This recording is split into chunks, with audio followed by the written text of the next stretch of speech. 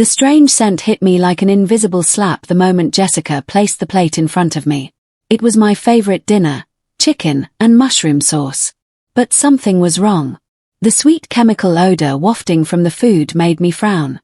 I looked at my daughter suspiciously as she forced a smile. "I made it especially for you, Mom," she said in a voice that was trying to be affectionate but sounded hollow.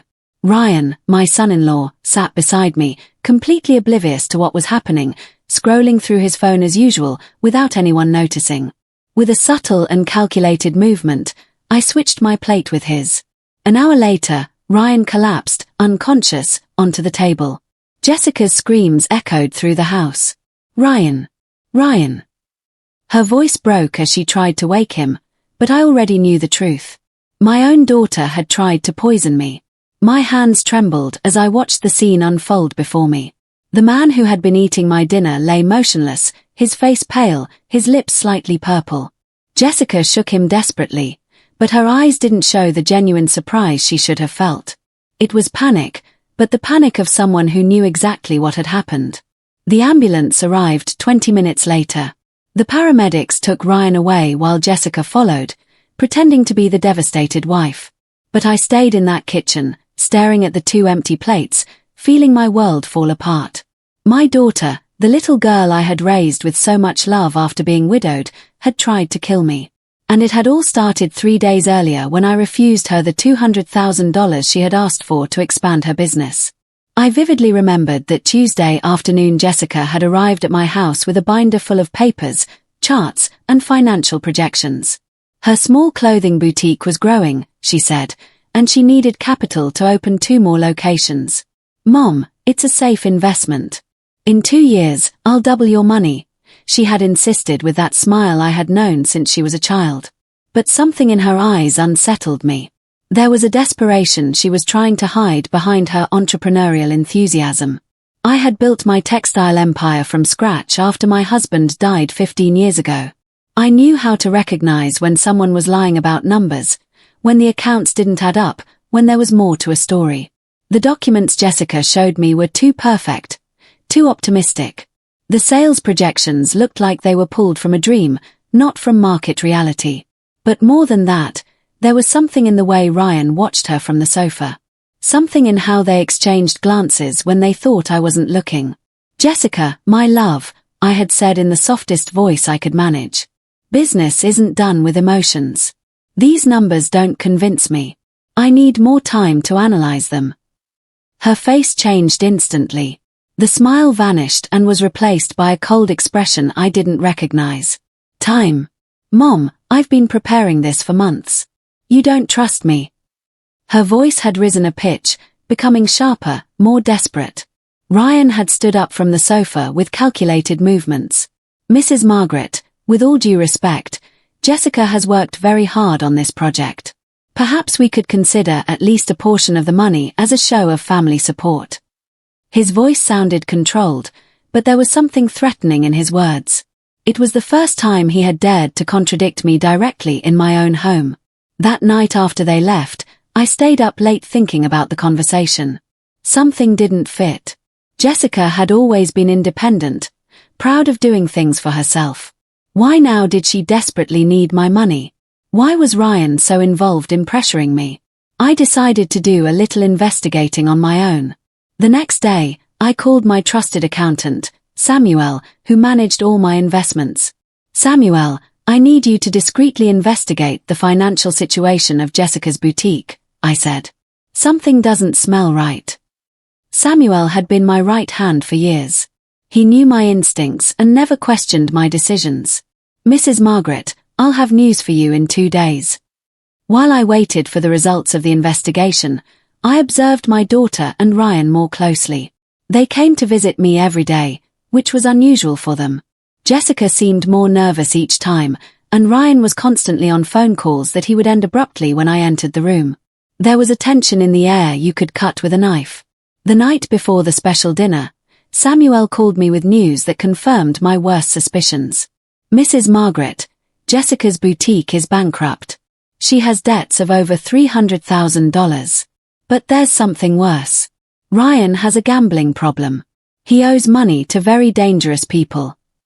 My heart sank. My child was in serious trouble. Now sitting in that kitchen after they had taken an unconscious Ryan away, it all made sense. They didn't want the money to expand the business. They needed it to save their lives. And when I said no, they decided to take a desperate measure. My own daughter had tried to kill me to inherit my fortune. The love I had felt for her for 37 years transformed into a mixture of horror and betrayal that burned inside me. Jessica returned from the hospital 3 hours later. Her eyes red and her makeup smeared. "Ryan is stable, but the doctors don't understand what happened," she said in a trembling voice. "They say it was some kind of poisoning." She sat across from me at the kitchen table in the very spot where it had all happened. Her hands shook as she tried to pour herself a glass of water. "Mom, I need you to tell me exactly what you cooked. The doctors need to know what ingredients you used." I looked her directly in the eye. "I didn't cook anything, Jessica. You prepared that special dinner for me, remember?" Her face visibly paled. "Yes, but I used your ingredients, your usual recipe." There was a growing desperation in her voice that confirmed my suspicions. "Why did you switch the plates, Mom? Why did Ryan end up eating your portion?" I stood up slowly from the chair, feeling every one of my 69 years in my bones. Because the smell seemed strange to me. "Honey, there was something in that food that shouldn't have been there." Jessica avoided my gaze, pretending to check her phone. "I don't know what you're talking about, Mom. You're upset because of what happened. Maybe you should rest." But I couldn't rest. I couldn't pretend I hadn't seen what I had seen. All my life, I had trusted my instincts. And now they were screaming at me that my own daughter had betrayed me in the cruelest way possible. "Jessica, look at me," I said in a firm voice. "Look me in the eye and tell me you didn't put anything strange in my food." She glanced up, but only for a second. "Of course not, Mom. How could you even think such a thing?" Her voice sounded offended, but there was something forced in her indignation. "I'm your daughter. I love you. I would never hurt you." Every word sounded hollow, like a poorly rehearsed script. That night, after Jessica left for the hospital to be with Ryan, I was alone in my house. The stillness was deafening. Every sound, every creak of the floorboards made me jump. I had lived in that house for 30 years, but for the first time, I felt like a stranger in my own home. I walked through the hallways I knew by heart, touching the family photographs that hung on the walls. Jessica as a little girl, smiling with no front teeth. Jessica at her graduation, hugging me with pride. Jessica at her wedding to Ryan, radiant in her ivory dress. When had everything started to change? When had my sweet little girl turned into someone capable of trying to poison her own mother? I mentally reviewed the last few years. After Ryan came into our lives, Jessica had begun to change gradually. At first, it was small things. She would be late for our family dinners. She seemed more worried about money. She spoke less about her feelings and more about her business plans. Ryan had appeared in her life 5 years ago when she was 32. He was charming, well-dressed, always with a perfect smile and sweet words, but something about him had never quite sat right with me. There was a coldness behind his eyes that unsettled me. When I found out they had gotten married in secret without even inviting me to the ceremony, I knew something was wrong. "It was spontaneous, Mom," Jessica had said.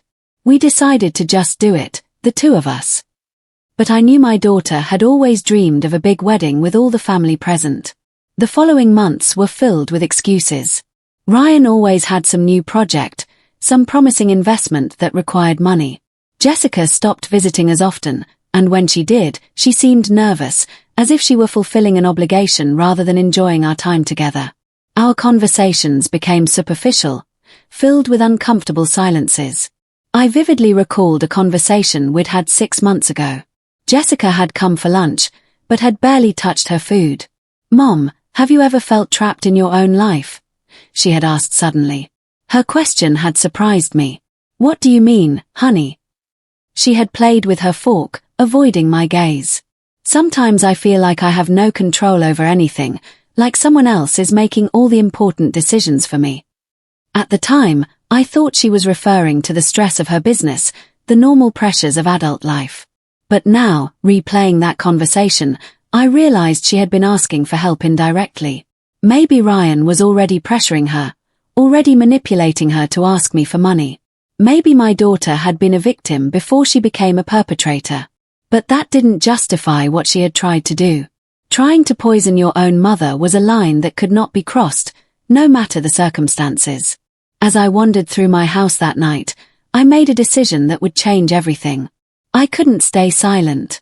I couldn't pretend nothing had happened and go on with my life. The next day, Jessica arrived early in the morning. She looked haggard with deep dark circles under her eyes and disheveled hair. "Ryan is still in the hospital," she said without even greeting me. "The doctors say it was poisoning from toxic plants. They're investigating what he could have eaten." She stared at me, searching for a reaction. "Mom, I have to ask you something directly. Are there any plants in your garden that could be toxic?" Her question confirmed she was trying to find an alternative explanation, something to absolve her of responsibility. "Jessica, I don't have any toxic plants in my garden. I've been tending to the same flowers and herbs for decades. They've never poisoned anyone." My voice was colder than I intended, but I couldn't help it. "Then I don't understand what could have happened," she said, sitting down heavily on the sofa. "It's like someone put something in the food on purpose." Her words hung in the air between us like an unspoken accusation. We both knew the truth, but neither of us was ready to say it out loud yet. "Jessica, enough with the lies," I said in a voice I didn't recognize as my own. It was cold, firm, without the maternal love that had characterized every conversation with her for 37 years. "I know what you did. I know you put something in my food. I know you tried to poison me." The words shot out of my mouth like bullets, each one aimed directly at my daughter's heart. Her face transformed completely. The mask of concern fell away, revealing pure panic. "What are you talking about, Mom? You're crazy. You're making things up because you're upset." But her hands were trembling visibly, and she couldn't hold my gaze. "Why would I do something like that? You're my mother. I love you." I stood up from the sofa feeling a strength I hadn't felt in years. "Because you desperately need money because Ryan has gambling debts. Because your boutique is bankrupt and you owe money to dangerous people." Every word I spoke made her face grow paler. "Yes, Jessica. I know everything. I did my research before giving you a final answer about the money." "No, no, no," she stammered, shaking her head frantically. "You don't know what you're talking about. My finances are perfect. My business is growing." But her voice was breaking with every word. "Mom, please. You can't believe these things. Someone is filling your head with lies." "Who?" "Jessica. Who would be lying to me? My trusted accountant who has handled my investments for 15 years.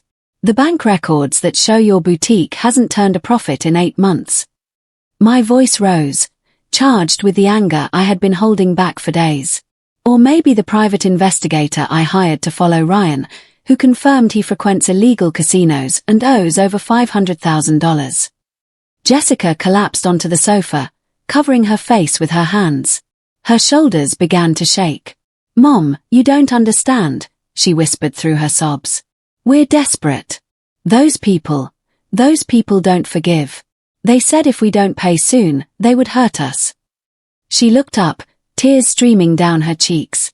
"But I never wanted to hurt you. It was Ryan's idea. He said it would be quick, that you wouldn't suffer." Her words hit me like a fist to the gut. My own daughter had planned my death. "What did you put in my food, Jessica?"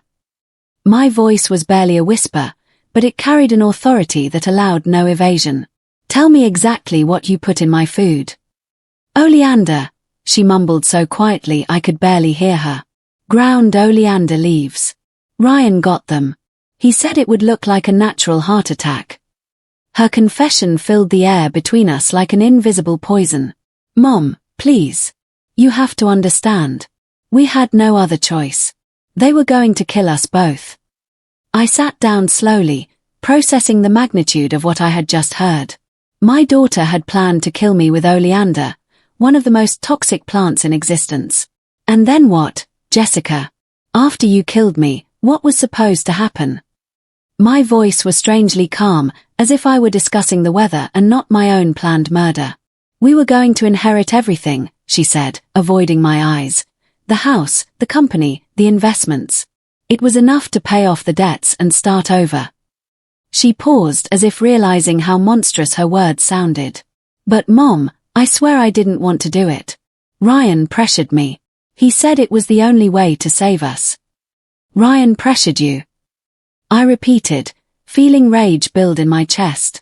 Jessica, you are a grown woman. No one can pressure you into murdering your own mother. I stood up abruptly, walking to the window to put distance between us. Do you know what this means? Do you know what you've just confessed? Jessica stood up too, approaching me with hesitant steps. Mom, please. You can't tell anyone. If you call the police, Ryan and I will go to jail.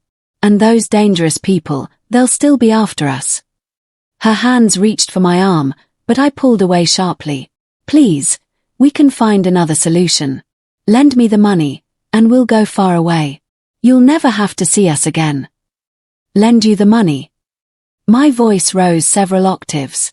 After you tried to kill me, after you planned my death as if it were a business transaction. I spun around to face her directly. Jessica, are you hearing yourself? Do you hear how absurd your request is? Mom, I'm your daughter, she said, her voice breaking. I'm the only thing you have in this world. If you turn me over to the police, you'll be completely alone. Her words were a mix of pleading and emotional threat. Do you really want that? Do you want to spend your last years with no family, knowing you destroyed your own daughter's life? Her emotional blackmail wounded me deeply, but it also filled me with a clarity I hadn't felt in days. Jessica, you destroyed our relationship the moment you decided to poison me. I am not responsible for the consequences of your actions. I walked to the front door, pulling it wide open. I want you out of my house. Now. What are you going to do? She asked, panic evident in her voice. Are you going to call the police? Are you going to destroy your own family for revenge? She moved toward the door, but stopped before leaving. Mom, think carefully. Once you make that decision, there's no going back. You'll lose us forever. I already lost you, I replied with a sadness that cut me to the bone. I lost you the moment you decided my death was an acceptable solution to your problems. I pointed outside. Leave, Jessica.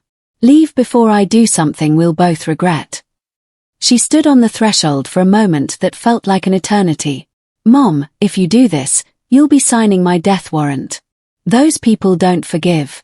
Without the money, Ryan and I will have nowhere to hide. Her final plea had a desperate tone that almost broke my resolve. You should have thought of that before you tried to murder me, I said, slowly closing the door. You should have thought of the consequences before you decided my life was worth less than your debts. The sound of the door closing echoed through the house like the end of an era. I stood in the foyer, listening to Jessica's footsteps hurrying away down the path. My legs trembled and I had to lean against the wall to keep from falling. I had thrown my own daughter out of my house after discovering she had tried to kill me. The reality of the situation hit me like an emotional avalanche. I ran out of my house like a fugitive with no destination in mind. My heart pounding so hard I thought it would burst from my chest. My 69-year-old legs automatically carried me to Dorothy's house, my neighbor of 15 years. She was the only person in the world who could understand what I had just been through without judging me as an old woman who had lost her mind. I knocked on her door with desperate pounds, not caring that it was 11 o'clock at night. Dorothy, please open up. It's Margaret. I need help. My voice was breaking between sobs I had been holding back for hours. When she finally opened the door, dressed in her purple robe with her hair in curlers, her expression immediately shifted from surprise to motherly concern. Margaret, what happened, dear? She asked, pulling the door open wide. You're trembling. Come in. Come in right now. Her warm hands guided me to her living room where she sat me on her favorite sofa while she prepared chamomile tea with quick, efficient movements. Dorothy, you're not going to believe what just happened to me, I said, accepting the steaming mug in my trembling hands. My own daughter tried to poison me. Jessica wanted to kill me for money. The words poured out like a flood I had been holding back for days. And when I confronted her, she confessed everything. She told me they put oleander in my food. Dorothy sat across from me, taking my hands in hers, her honey-colored eyes filled with genuine horror. What are you saying, Margaret? Jessica tried to poison you. Her voice was barely a whisper, as if speaking louder would make the situation even more real. Tell me everything from the beginning. Don't skip a single detail. Over the next hour, I recounted everything. The request for money, my suspicions, the special dinner, the plate swap, Ryan collapsing, Jessica's confession. Dorothy listened in silence, nodding occasionally, her expression growing graver with every word I spoke. Margaret, she said finally, getting up to pace the room. This is much more serious than you think.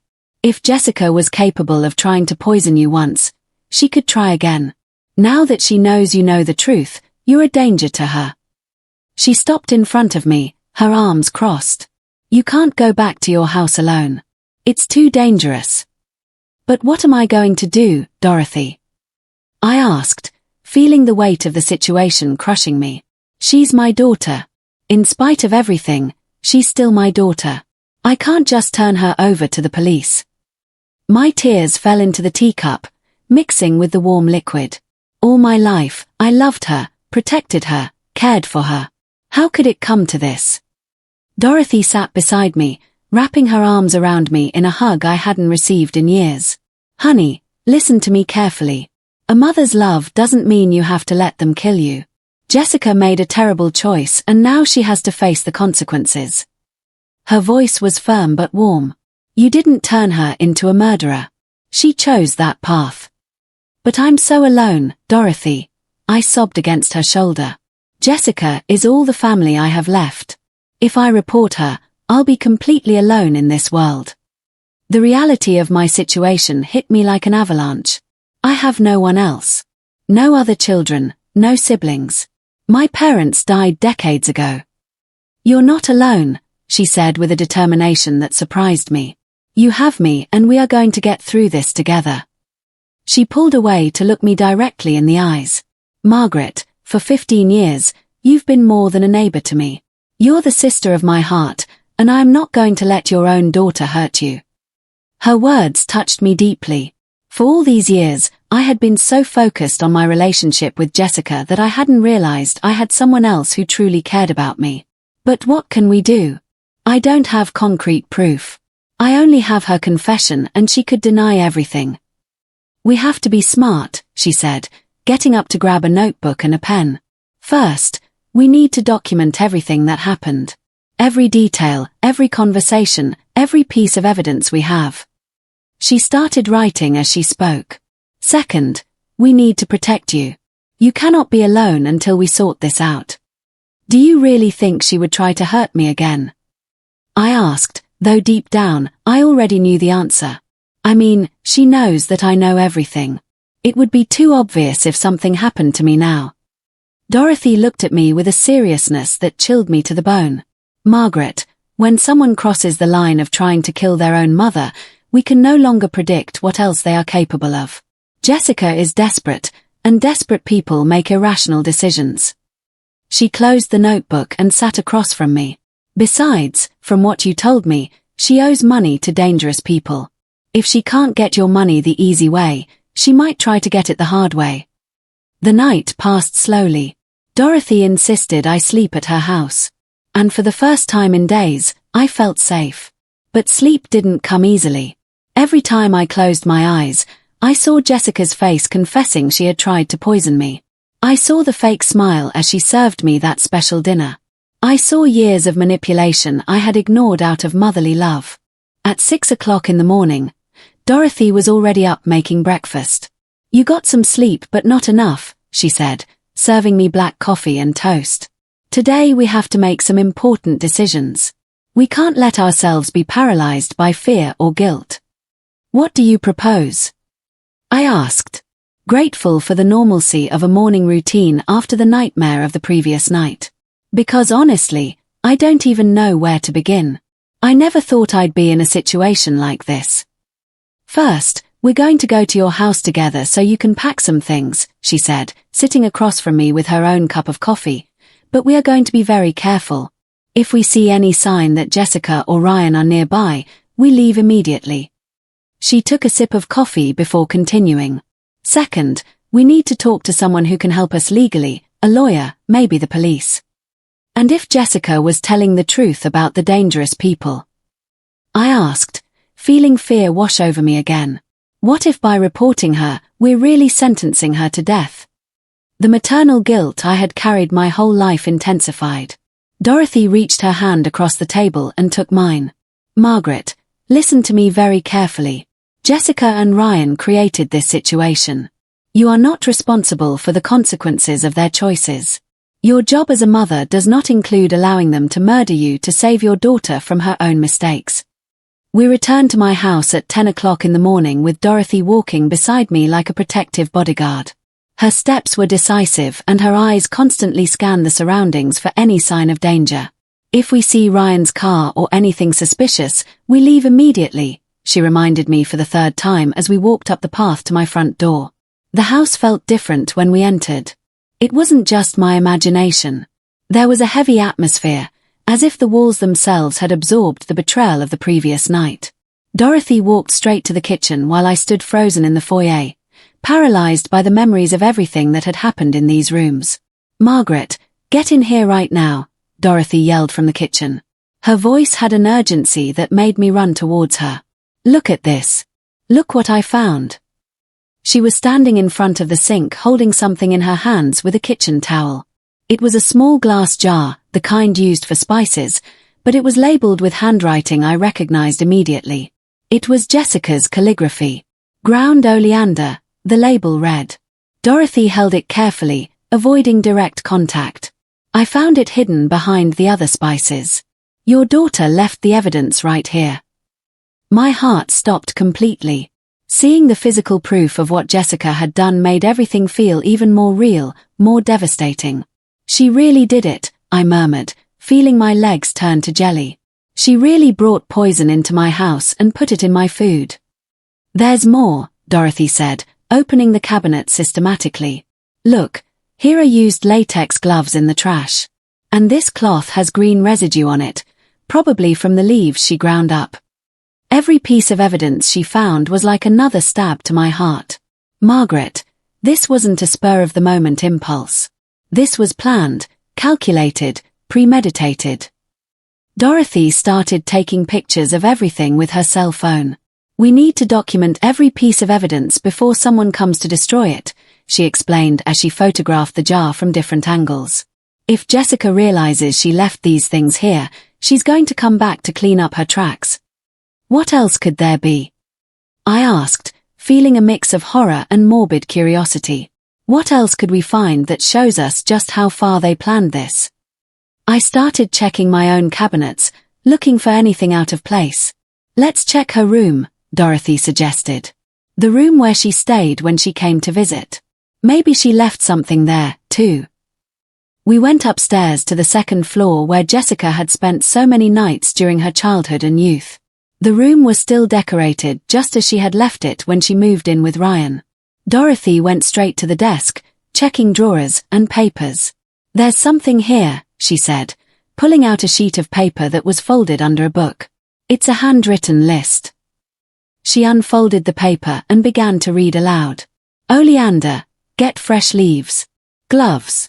Mortar and pestle to crush. Opportunity. Special dinner. After. Call ambulance after 30 minutes.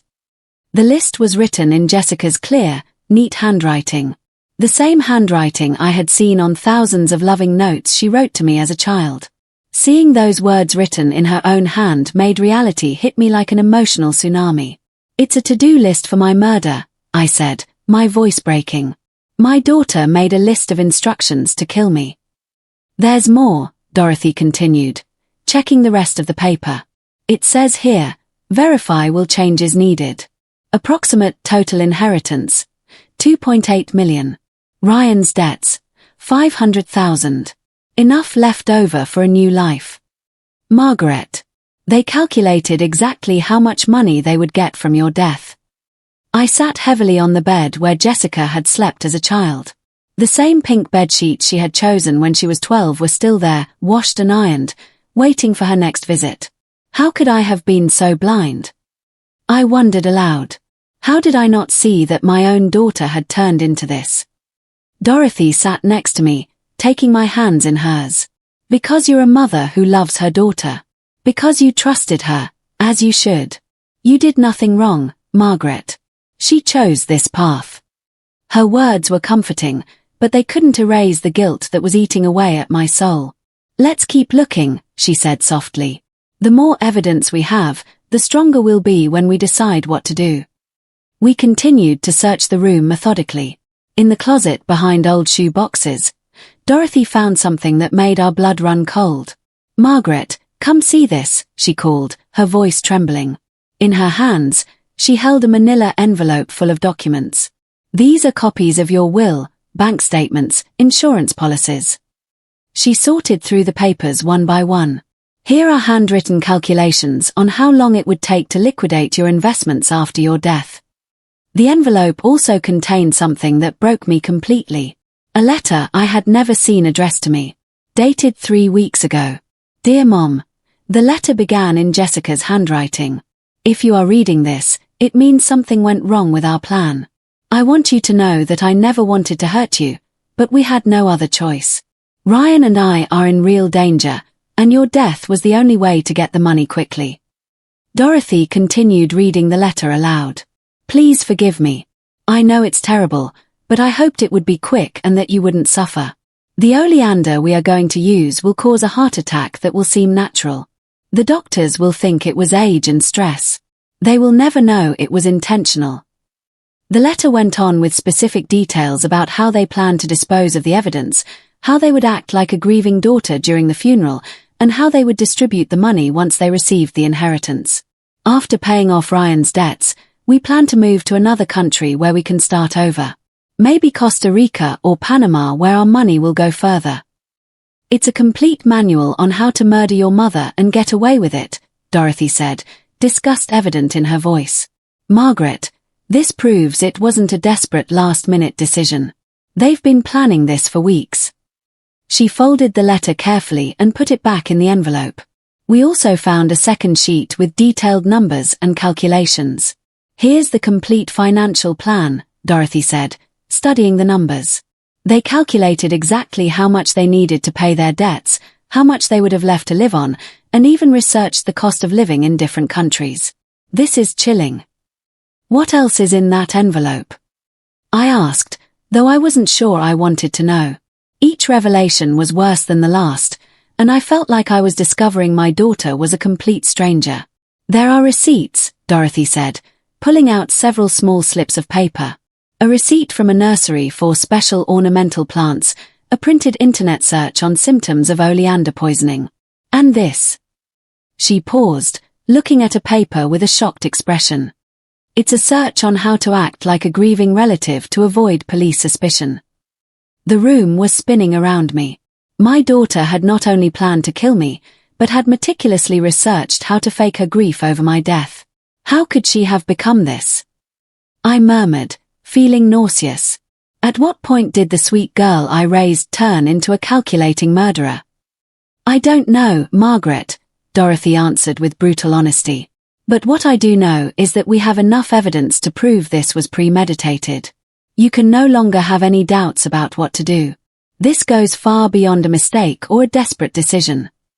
Dorothy closed the envelope with all the evidence and looked at me with a determination I had never seen in her. Margaret, we need professional help immediately. This is no longer something we can handle on our own. Her voice was firm, but I could detect the fear she was trying to hide. We have to call the police and a lawyer. There's no turning back now.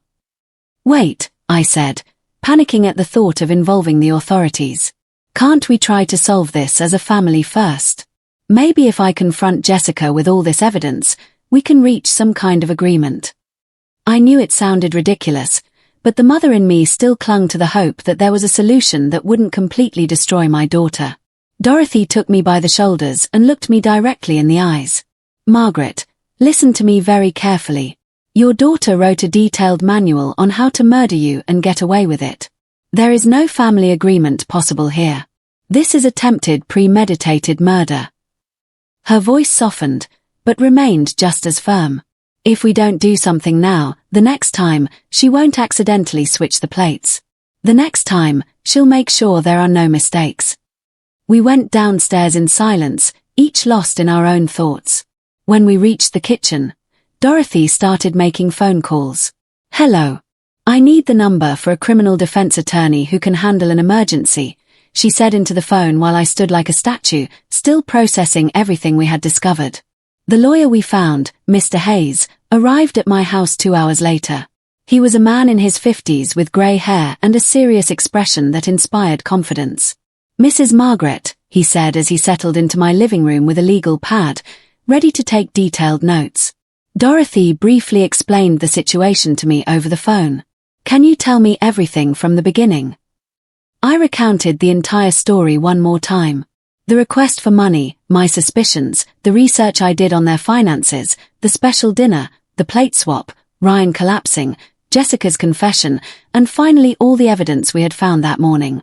Mr. Hayes took notes constantly, asking specific questions about dates, times, and details. This is very serious, he said when I finished my story. We have physical evidence of the poison, written documents proving premeditation, and a direct confession from the accused. He closed his notepad and looked at me gravely. Mrs. Margaret, this constitutes attempted murder in the first degree. Your daughter could face between 15 and 25 years in prison. The lawyer's words hit me like a sledgehammer. 25 years, I repeated, my voice breaking. My daughter could spend the rest of her life in prison. The reality of the legal consequences completely overwhelmed me. Isn't there some way to reduce the charges? Some way for this not to completely destroy her life? Mr. Hayes looked at me with professional compassion. I understand she is your daughter, but we have to be realistic. The level of planning you describe, the documentary evidence, the fact that she researched specific methods of poisoning, all of this points to a highly premeditated crime. He paused before continuing. However, the fact that you survived could work in her favor in a plea negotiation. What if I don't press charges? I asked, clinging to any possibility of protecting Jessica. What if I just let her go and never speak of this? I knew it was a desperate question, but I needed to know all my options. Dorothy intervened before Mr. Hayes could answer. Margaret, are you listening to yourself? You want to let someone who tried to murder you go free so she can try again. Her voice held a frustration I had never heard directed at me before. And what about the next person Jessica and Ryan decide to rob or hurt when they run out of money? Mr. Hayes nodded grimly. Dorothy is right. Furthermore, legally speaking, now that we have knowledge of a crime, we are obligated to report it. If we don't, we could become accessories after the fact. He looked at me directly. Mrs. Margaret, I understand this is devastating, but you have no legal choice here. We have to involve the authorities. What would be the next step? Dorothy asked, taking control of the situation when she saw I was too overwhelmed to continue. What exactly do we need to do to proceed correctly? First, we need to preserve all the evidence, Mr. Hayes explained. We can't touch anything else without gloves. We need the police to come and document the crime scene properly. He took out his cell phone. Second, we need to file a formal report. Third, we need to get a restraining order against Jessica and Ryan to protect Mrs. Margaret. The word crime scene resonated in my mind like a funeral bell. My home had officially become a crime scene. The kitchen where I had cooked thousands of meals for my family was now evidence in an attempted murder case. How long will this whole process take? I asked, feeling my normal life slipping away forever. The legal process could take months, possibly years, Mr. Hayes answered honestly. But the immediate protective measures should be in place within the next 24 hours. He looked at me seriously. Mrs. Margaret, in the meantime, you cannot be alone. It's too dangerous. Do you have a safe place to stay? She can stay with me for as long as necessary. Dorothy intervened immediately. My house has a security system, and I live on a busy street. It will be harder for Jessica to try anything there. Her offer filled me with gratitude and relief. Mr. Hayes began making the necessary calls. First, he called the police to report the crime and request they come to process the scene. Then, he called the courthouse to begin the process for the restraining order. The police will be here in an hour, he informed us. They'll need to take formal statements from both of you and professionally photograph all the evidence. What's going to happen when they arrest Jessica? I asked, feeling the reality of the situation become more concrete with every step we took. Are they going to show up at her house with sirens and handcuffs? Is it going to be public? Will she be on the news? It depends on how the police proceed, Mr. Hayes explained. They might call her to turn herself involuntarily, or they might go to arrest her directly. Given the level of premeditation, they will likely opt for a direct arrest. He paused. As for the media, we will try to keep this private, but I can't guarantee anything once it goes to court. The idea of the situation becoming public terrified me. People are going to know that my own daughter tried to kill me. The shame and humiliation. I added to the pain and betrayal I already felt. They're going to think I'm a terrible mother who raised a murderer. Dorothy came over and hugged me tightly. People are going to see that you are a brave victim who had the courage to do the right thing even when it was the hardest thing in the world. Her voice was firm and comforting. And anyone who judges you for Jessica's actions isn't worth your concern. When the police arrived, everything became surreal. Two detectives, a woman named Detective Rodriguez and a man named Detective Chen, took control of my house. They photographed everything, packed the evidence in special bags, and took detailed statements from Dorothy and me. Mrs. Margaret, Detective Rodriguez told me after reviewing all the evidence, this is one of the most well-documented cases of attempted homicide I have ever seen. Your daughter and son-in-law are going to face very serious charges. Her tone was professional, but compassionate. I know this must be devastating for you, but you did the right thing by reporting it. The arrest took place at dawn the next day. Dorothy and I were having breakfast in her kitchen when my cell phone rang. It was Detective Rodriguez. Mrs. Margaret, we've just arrested Jessica at her residence. Ryan is still in the hospital under police custody. Her voice was professional, but I could detect a certain satisfaction. Jessica resisted arrest and denied everything initially, but when we showed her the evidence, she broke down completely. My hands shook so much I almost dropped the phone. Knowing my daughter was in a police cell brought a mixture of relief and devastation I didn't know how to process. What happens now? I asked as Dorothy took my free hand for support. There will be an arraignment this afternoon at 3 o'clock, the detective explained. You can attend if you wish, but it's not mandatory. We also want to inform you that we found more evidence at Jessica's house. She had a whole notebook with detailed plans, including alternative ways to harm you if the poison didn't work. Those words hit me like a fist in the stomach. My daughter had not only planned to poison me, but she had backup plans to murder me in other ways. What kind of alternative plans? I asked, though I wasn't sure I wanted to know the answer. I'd rather not go into detail over the phone, the detective replied diplomatically. But I can tell you this confirms that the poisoning attempt was not a desperate impulse. It was part of a very elaborate plan to obtain your inheritance. She paused. Mrs. Margaret. We also discovered that Ryan owes money to more dangerous criminal organizations than we initially thought. After I hung up, I sat in silence for several minutes. Dorothy respected my need to process the information without pressuring me to speak. Finally, I broke the silence. Dorothy, I think I want to go to the hearing. I need to look her in the eye. I need to hear what she has to say now that she can't lie anymore. Are you sure? Dorothy asked with concern. It's going to be very difficult emotionally. Seeing Jessica in handcuffs, hearing the formal charges. She moved closer to me. You don't have to torture yourself by witnessing that. You can stay away and let justice take its course. No, I replied with a determination that surprised me. I've spent my whole life protecting her from the consequences of her actions. I was always the mother who fixed her problems, who defended her when she got into trouble, who gave her second chances. I stood up from the table feeling a strange clarity. This time I need to see her face the real consequences of what she did. We arrived at the courthouse 2 hours before the hearing. Mr. Hayes met us at the entrance and explained exactly what to expect. Jessica will enter in handcuffs and a prison uniform. The judge will read the formal charges: attempted murder in the first degree, conspiracy to commit murder, and possession of a toxic substance with criminal intent. His voice was serious. Afterward, the defense attorney will ask for bail, and the prosecution will argue that she should remain in custody. When we entered the courtroom, my heart was beating so fast, I thought everyone could hear it. The room was cold and impersonal with wooden benches and fluorescent lights that gave it a somber look. I sat in the front row with Dorothy beside me and Mr. Hayes behind us. When they brought Jessica in, I almost didn't recognize her. Her hair was a mess, her face swollen from crying, and the orange jumpsuit made her look small and vulnerable. But what struck me most were her eyes. When she saw me sitting in the front row, her expression changed from sadness to something I can only describe as pure hatred.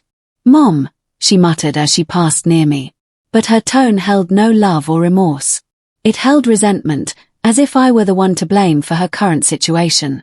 "Are you really going to do this? Are you really going to destroy your own family?" I didn't answer her. I couldn't. Seeing my daughter in that situation broke my heart, but knowing she still blamed me for her actions confirmed I had made the right decision. Jessica wasn't sorry. She was angry she had been caught. The judge, an older man named Judge Martinez, entered and the hearing began. "The state versus Jessica Peterson," the clerk announced. "Charges of attempted murder in the first degree, conspiracy to commit murder, and possession of a toxic substance with criminal intent." When the prosecutor began to read the specific details of the charges, describing how Jessica had planned my death, how she had researched methods of poisoning, how she had written detailed to-do lists, my daughter slumped in her chair. For the first time, she seemed to truly understand the magnitude of what she had done. "How do you plead?" the judge asked, looking directly at Jessica. Her defense attorney, a young man who seemed overwhelmed by the gravity of the case, whispered something in her ear. "Not guilty," Jessica said in a barely audible voice. But as the prosecutor began to present the evidence, the jar of oleander, the letter in her own handwriting, the internet searches, her face completely fell apart. "Your Honor," the prosecutor said, "the defendant meticulously planned the murder of her own mother to obtain an inheritance of nearly $3 million. We have physical evidence, documents written by the accused, and a direct confession." He held up the envelope with all the evidence. This was not a crime of passion. It was a calculated murder that failed only by chance. The defense attorney tried to argue for bail, explaining that Jessica was a mother, had no criminal record, and had been under extreme pressure from her husband's debts. But the prosecutor countered that someone capable of planning the murder of her own mother was an extreme danger to society. "Furthermore, Your Honor," the prosecutor continued, "we found evidence that the defendant had alternative plans to murder the victim if the poisoning failed. This demonstrates a persistent determination to commit this crime." His words echoed through the courtroom like a death sentence. Throughout this legal exchange, Jessica was staring at me constantly. But it wasn't the look of a repentant daughter asking her mother for forgiveness. It was the look of someone who felt betrayed, as if I had done something terrible to her by reporting her attempt to murder me. When the judge finally spoke, his voice filled the room with absolute authority. Given the premeditated nature of these crimes, the overwhelming evidence presented, and the fact that the victim is the defendant's own mother, I find that the defendant represents an extreme danger to the community. He looked directly at Jessica. "Bail is denied. The defendant will remain in custody until trial." The sound of the judge's gavel echoed like thunder. Jessica completely broke down, sobbing uncontrollably. "Mom," she screamed as the officers led her away. "Mom, please, you can't do this. I'm your daughter, your only family." But I remained silent. Watching my daughter being led away in handcuffs was one of the most painful moments of my life, but also the most necessary. For the first time in 37 years, I didn't run to rescue her from the consequences of her actions. Mr. Hayes walked us out of the courthouse. "Now comes the hard part," he explained. "The legal process is going to take months. Jessica will probably try to negotiate a plea deal to reduce her sentence." He looked at me with compassion. "Margaret, are you prepared for this? Because it's going to get worse before it gets better." "I'm prepared," I answered. And for the first time in days, I truly believed it. I'm prepared to do what I should have done years ago. Let Jessica face the real consequences of her decisions. The next 3 months were a whirlwind of legal proceedings, hearings, and increasingly disturbing revelations about my daughter's true nature. Mr. Hayes kept me informed of every development in the case, and each new piece of evidence that emerged painted a portrait of Jessica that I struggled to recognize as the child I had raised. "Margaret, I need to talk to you about something we discovered," Mr. Hayes said during one of our weekly meetings in his office. His expression was graver than usual, which was saying a lot given the seriousness of the case. "The investigation has revealed that this was not Jessica's first attempt to harm someone for money." I froze in my chair. "What do you mean it wasn't the first attempt?" My voice was barely a whisper. "She's tried to poison someone else." The possibility that my daughter was a serial killer terrified me more than I thought possible.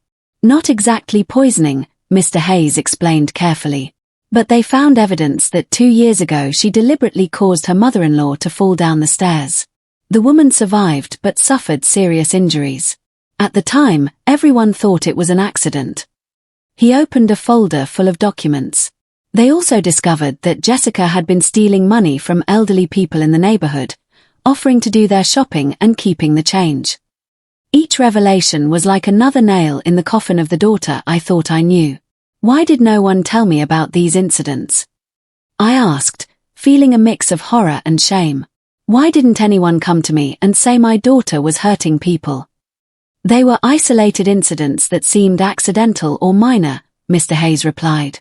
"No one connected the dots until now. But the DA is using this pattern of behavior to show that Jessica is a serial predator who preys on vulnerable people." He closed the folder and looked at me directly. "Margaret, this means she will likely receive a much harsher sentence than we originally thought." During those weeks, Jessica tried to contact me multiple times from jail. Phone calls that I rejected, letters that Dorothy intercepted before I could read them, and even attempts to send messages through other people. But I stood firm in my decision to have no contact with her. "Aren't you curious what she has to say?" Dorothy asked me one afternoon as we burned another unopened letter from Jessica in the fireplace. We were sitting in her garden, drinking tea, and watching the sunset. "Don't you want to know if she's finally sorry?" "No," I replied with a certainty that surprised me, "because I know she isn't sorry for the crime. She's sorry she got caught." I took a sip of my tea, feeling a calm I hadn't experienced in years. Her entire life, Jessica has used the right words to manipulate my emotions. I'm not giving her another chance to do it. The real final confrontation came when Ryan finally recovered enough to be questioned. Mr. Hayes called me after he testified to the DA's office. "Margaret." "Ryan confessed to everything," he said, his voice a mix of satisfaction and disgust, but he tried to put all the blame on Jessica. "He says she planned everything and he just followed her orders out of fear." "And do you believe him?" I asked, though I already suspected what his answer would be. After everything I had discovered about my daughter, nothing would surprise me anymore. "The evidence suggests they were both equally guilty," Mr. Hayes responded. "But there's something interesting. Ryan says that Jessica had planned to poison him too after she killed you. Apparently, she wanted the entire inheritance for herself." The revelation left me speechless. My daughter had planned to murder both her mother and her husband to keep all the money. 2 weeks later, the moment I had been both dreading and waiting for arrived, the plea hearing. Mr. Hayes had explained that Jessica had decided to accept a deal with the prosecution to avoid a trial. She is going to plead guilty to attempted murder in the second degree in exchange for a sentence of 15 years without the possibility of parole, he explained. 15 years, I repeated, processing what that meant. My daughter is going to spend the next 15 years in prison. The reality of the situation hit me like an avalanche. When she gets out, I probably won't be alive to see it. It's possible, Mr. Hayes admitted gently. But it's also possible that these years in prison will give her time to truly reflect on what she did. Maybe when she gets out, she'll be a different person. His optimism sounded forced, but I appreciated the attempt.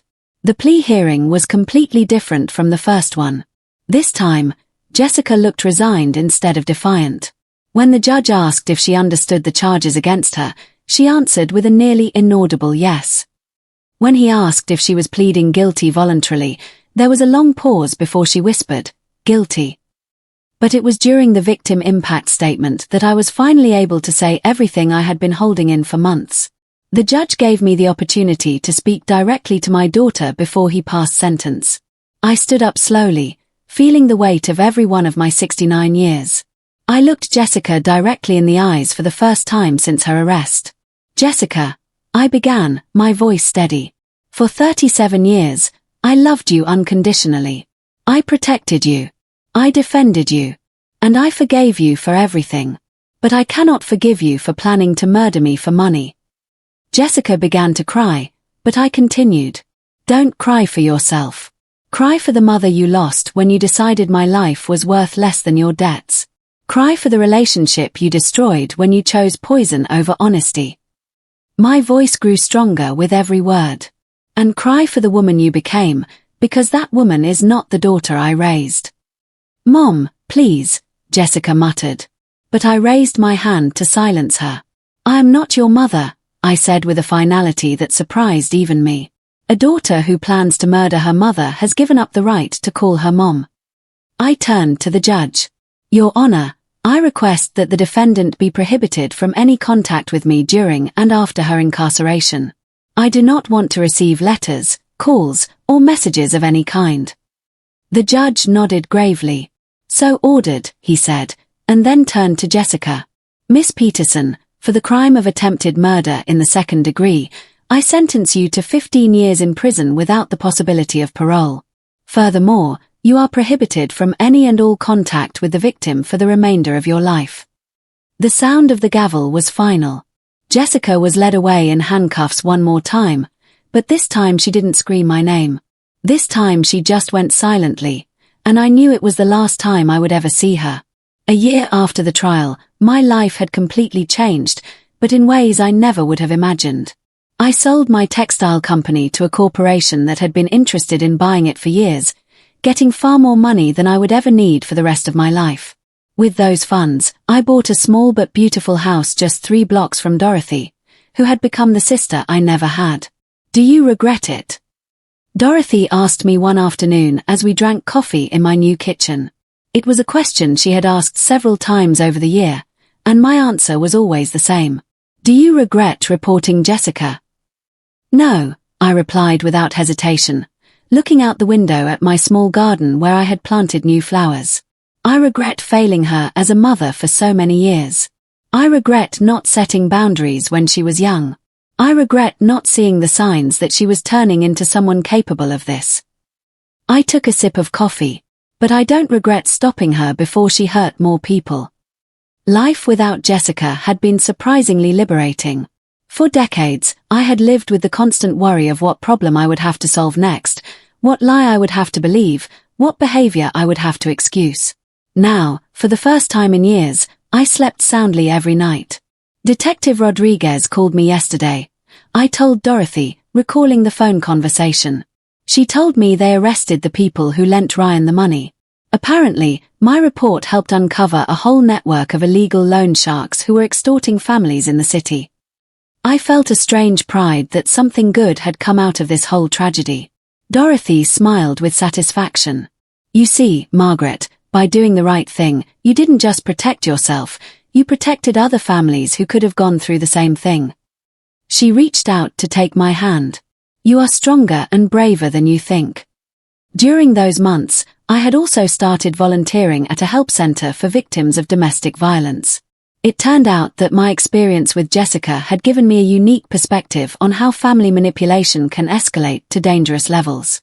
It's incredible how many women have similar stories, I remarked to Dorothy after one of my days at the center. Stories of children trying to hurt their parents. Dorothy asked, surprised. I thought your case was unique in its horror. Not exactly that, I explained, but stories of family using love and guilt to manipulate and control. Adult children who emotionally blackmail their parents, who isolate them from friends, who make them feel guilty for setting boundaries. I realized how much I had learned about patterns of abuse. In my case, it went all the way to attempted murder, but the pattern of manipulation had been there for years. One afternoon, while organizing some of my belongings I had brought from the old house, I found a box full of family photos. They were pictures of Jessica from a baby to an adult, capturing moments I once considered precious. Dorothy found me sitting on the floor, surrounded by those memories. What are you going to do with them? She asked gently, sitting beside me. She knew this decision had been weighing on my mind for months. I'm going to keep some from when she was a little girl, I said, carefully separating the photos. That little girl really existed, and she deserves to be remembered. I set aside the photos of Jessica after the age of 20. But the woman she became, that person is not someone I want to remember. The ritual of selecting which memories to keep and which to discard was surprisingly healing. It was like separating the daughter I had loved from the woman who had tried to kill me. You know what's the saddest part? I asked Dorothy as we burned the discarded photos in the fireplace. That I'll probably never know the exact moment I lost her. The moment the sweet little girl turned into someone capable of planning my death. Maybe it doesn't matter, Dorothy replied, watching the flames consume the images. What matters is that you stopped her before it was too late, and that you found the strength to choose your own life over her manipulation. 6 months later, I received unexpected news. Mr. Hayes called to inform me that Jessica had been attacked in prison by other inmates who had found out she had tried to kill her own mother. She's in the prison hospital, he explained. The injuries aren't fatal, but she's in serious condition. Legally, I have to inform you because you are technically still her next of kin. The news affected me less than I expected. Is she asking to see me? I asked, though I already knew what my answer would be, no matter what he said. Yes, Mr. Hayes admitted. She says she needs to talk to you about something important related to the case. But Margaret, you have no obligation to see her. The no-contact order is still in effect unless you specifically lift it. I'm not going, I said without hesitation. Whatever she has to say, she can say it through her lawyers. I'm done rescuing her from the consequences of her actions. I hung up the phone, feeling a peace that confirmed I had made the right decision. That evening, Dorothy and I made a special dinner to celebrate what we had started calling my rebirth. It was exactly 1 year since I had made the decision to report Jessica, and I wanted to mark it as the moment I had chosen my own life over family manipulation. You know what's most ironic? I said to Dorothy as we toasted with red wine. Jessica spent so much time trying to get my money that she never realized what was truly valuable in my life. I looked around my new home, small but filled with peace. The quiet, the safety, the ability to trust the people around me. And real friendship, Dorothy added, clinking her glass against mine. The friendship that doesn't come with conditions or manipulations or requests for money. Her smile was warm and genuine, so different from the calculated smiles I had received from Jessica for years. As we finished dinner, I realized something I hadn't articulated before. Dorothy, I think for the first time in my adult life, I'm truly happy. The words came out with a surprising clarity. I'm not worried about what problem Jessica will bring next. I'm not walking on eggshells to avoid triggering a tantrum. I'm not feeling guilty for things I didn't do. You look different, Dorothy observed. You look free. And she was right. I felt free in a way I hadn't experienced since Jessica was a small child. That night, before going to sleep, I wrote in the journal I had started keeping after the trial. Asterisk today marks 1 year since I chose to save my own life. 1 year since I decided I deserved to live without fear, without manipulation, without having to buy love with money or silence. Jessica tried to kill me to get my inheritance. But in the end, she gave me the greatest gift of all, my freedom. I closed the journal and looked out the window toward Dorothy's house, where I could see a light on in her kitchen. I knew that if I needed her, I just had to walk across the street. For the first time in decades, I had a real family, a chosen family based on mutual respect and genuine love, not on blood obligations or emotional blackmail. At 70 years old, I had finally found my real home. It wasn't a large house filled with painful memories, but a small, safe place where I could be myself without fear. Where no one was going to try to poison my food. Where every day was a chance to live in peace. Looking back on everything that had happened, I realized that Jessica's betrayal had been both the worst and the best thing that ever happened to me. The worst, because discovering that your own child wants to murder you is a pain that never completely goes away. But also the best, because it forced me to finally see the truth about our relationship and choose my own well-being over her manipulation. I had spent 37 years being the kind of mother who enables rather than helps, who rescues rather than teaches consequences. I thought I was being loving, but I was actually being harmful, to both of us. By always fixing her problems, I had never given Jessica the chance to learn how to solve them herself. By always forgiving her, I had never given her the chance to experience real remorse. The woman in prison was not the daughter I had raised. She was the product of years of poor choices that I had enabled out of misguided love. The real Jessica, the sweet little girl who used to help me in the garden and tell me she loved me, that child had deserved better guidance. She had deserved a mother who set boundaries, who said no, who let her face consequences. But it was too late for that Jessica. The woman who had planned my murder was someone else entirely, someone I didn't know and couldn't save. 6 months after the attack in prison, I received one final piece of news about Jessica. Mr. Hayes called to tell me she had been transferred to a psychiatric facility within the prison system. The attack apparently triggered some kind of mental breakdown, he explained. She's been diagnosed with several personality disorders and is receiving treatment. She may never be fit for general population again. Is she better? I asked, though I wasn't sure what I hoped the answer would be. The doctors say it's too early to tell. But Margaret, even if she does improve, even if she gets better, that doesn't change what she did to you. It doesn't erase the fact that she planned your murder. You don't owe her forgiveness, and you don't owe her a relationship. His words were exactly what I needed to hear.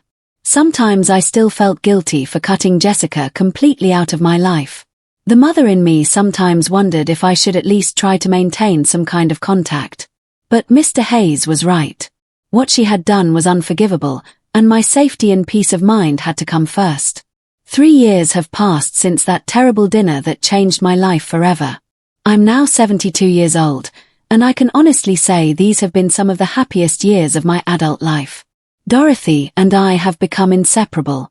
We travel together, volunteer together at the Domestic Violence Center, and spend our evenings cooking dinner and sharing stories. She has become the sister I never had and the family I always deserved. My work at the center has become one of the most meaningful parts of my life. I've helped dozens of women recognize the signs of family manipulation and find the courage to set boundaries with toxic relatives. My story has become a cautionary tale that resonates with many people who have found themselves in similar situations.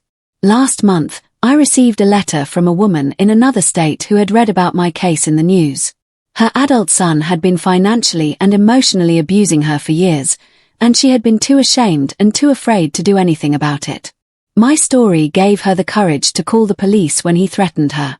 She's now safe, and he's getting the help he needs in a court-ordered program. Stories like hers remind me that something good came out of my tragedy. By having the courage to report Jessica, I not only saved my own life but potentially saved the lives of other people who might have been her victims. I never received another communication from Jessica after that final court appearance. The no-contact order remains in effect, and I intend to keep it that way for the rest of my life. Sometimes people ask me if I ever wonder how she's doing, if I ever feel curious about her life in prison. The answer is no. The daughter I loved died the day she decided to poison me. The woman in prison is a stranger who happens to share her name. I mourned the loss of my daughter 3 years ago, and I've moved on. My house has become a refuge not just for me, but for other women who need a safe place to heal from family trauma. Dorothy and I have hosted several women from the center who needed a temporary place to stay while they got back on their feet. Turning my home into a place of healing instead of a crime scene has been incredibly therapeutic. Every morning, I wake up grateful for the simple pleasure of feeling safe in my own home. I make my coffee without worrying about what might be in it. I check my mail without fearing threatening messages. I answer my phone without wondering if it's another manipulation attempt. These might seem like small things, but when you've lived with fear and manipulation for years, these simple freedoms feel like miracles. I sleep soundly every night, knowing that no one is plotting against me, no one is using my love against me, and no one sees my death as a solution to their problems. My garden has flourished in ways I never expected. The flowers I planted when I moved into this house have grown into a beautiful sanctuary where Dorothy and I spend our mornings drinking coffee and planning our day. Sometimes, when I'm working in the dirt, I think about Jessica as a little girl, helping me plant tomatoes and asking endless questions about how plants grow.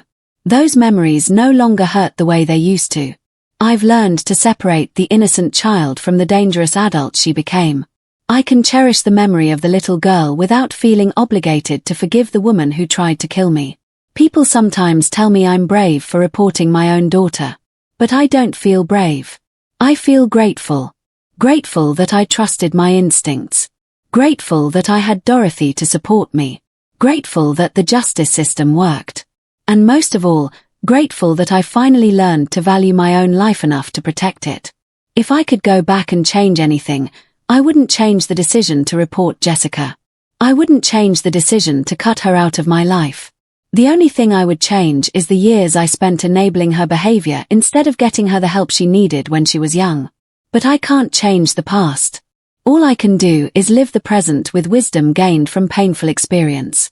And that's exactly what I'm doing. My life now is quiet, peaceful, and filled with genuine love from people who care about me without expecting anything in return. I have enough money to be comfortable, enough health to enjoy my days, and enough wisdom to recognize the difference between real love and manipulation. At 72, I finally understand what it means to be truly free. And that freedom was worth everything I went through to get it. Asterisk now, asterisk I murmured to myself as I turned off the light in my safe, peaceful bedroom. Asterisk I can finally rest. Asterisk.